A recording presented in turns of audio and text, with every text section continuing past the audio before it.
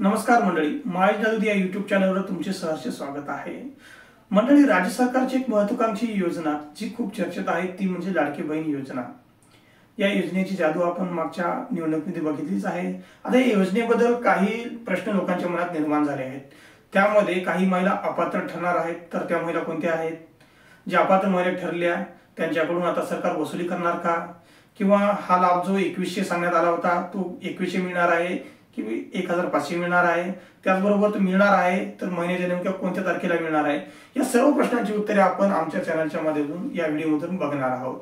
तत्पूर्वी आपण जर आमच्या माय जादू चॅनलवर नवीन असाल तर आमच्या चॅनलला सबस्क्राइब करा आणि जवळच बेल आयकॉन बटनला प्रेस करा, जेणेकरून नवीन योजनेची माहिती आम्ही तुमच्यापर्यंत लवकरात पोहोचवू। मंडळी, शासनाकडून वारंवार सांगण्यात येत आहे की लाडकी बहीण योजना या योजनेची आम्ही पडताळणी करण्यात आहोत। पडताळणी करण्या अगोदरच एक माहिती सुद्धा आता समोर येत आहे की 4000हून अधिक महिलांनी या योजनेमध्ये माघार घेतली आहे। त्यामध्ये डिसेंबर महिन्यामध्ये 100 महिलांनी माघार घेतली होती, तर जानेवारीमध्ये 4000हून अधिक महिलांनी माघार घेतली आहे।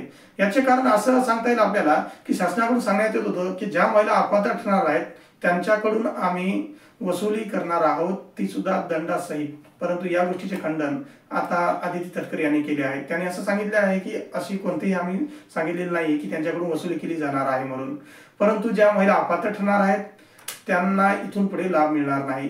त्याच्या काही नियम आणि अटी सुद्धा त्यांनी सांगितल्या आहेत।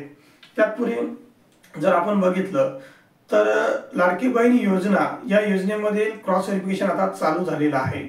त्यामध्ये इन्कम टॅक्स विभागाकडून सुद्धा क्रॉस व्हेरिफिकेशन होत आहे। इन्कम टॅक्स विभागाकडून क्रॉस व्हेरिफिकेशन करण्याचं कारण की सरकारने या अगोदर सांगितलं होतं की ज्या महिलांचं, ज्या कुटुंबाचं उत्पन्न हे 2.5 लाखापेक्षा जास्त नाहीये अशाच महिला याला पात्र ठरणार आहेत। परंतु काही महिलांनी असे फॉर्म भरले होते, ते पात्र सुद्धा झाले आणि त्या महिलांनी आतापर्यंत लाभ सुद्धा मिळालेला आहे। परंतु आता क्रॉस व्हेरिफिकेशन केल्यानंतर असं ते समोर येईल की ज्या महिलांना 2.5 लाखापेक्षा उत्पन्न जास्त आहे त्यांनी सुद्धा लाभ घेतला आहे, त्या महिला अपात्र ठरणार आहेत। त्याचबरोबर आधार बेस डाटा सुद्धा मिळवला जाणार आहे। त्या डाटाकडून कळण्यात येईल की तुम्ही जन्मतारखेमध्ये खाडखोड केली होती का? कारण आतापर्यंत बघितलं आपण लाडकी बहीण योजनेमध्ये ई-केवायसी कुठेही केली नव्हती, परंतु इथून पुढे लवकरच ई-केवायसी सुद्धा होईल, याची शाश्वती नाकारता येत नाही। त्याचबरोबर ज्या महिला सरकारी नोकरीमध्ये आता 3-4 महिन्यामध्ये लागल्या आहेत त्यांनी सुद्धा फॉर्म भरले होते, त्या महिला सुद्धा या योजनेमध्ये अपात्र ठरत आहेत। त्याचबरोबर जर महत्त्वाचं म्हटलं तर संजीव गांधी निराधार योजनेमध्ये ज्या महिला पात्र होत्या त्या सर्व महिला या योजनेमध्ये अपात्र ठरत आहेत आणि त्यांच्याकडून ही लाडक्या बहीण योजनेची वसुली करण्यात येईल की नाही याची सांगता येणार नाही।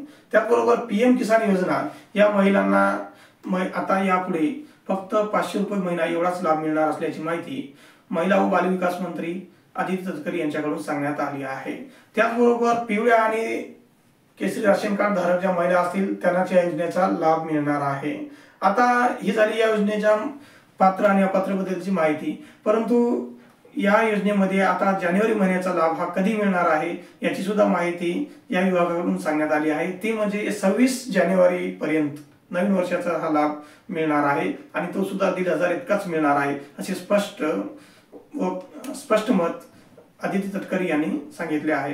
कारण की यांना ज्या महिलांना जे 1500 रुपये लाभ मिळत आहे तो 2100 रुपये करण्या अगोदर राज्य सरकारकडून जे काही आर्थिक बजेट दाखल केला जाईल त्या आर्थिक बजेटमधील त्याच्या तरतुदी त्यांना कराव्या लागणार। त्या तरतुदी केल्यानंतरच म्हणजे एप्रिल पासूनच मिळण्याची शक्यता आहे।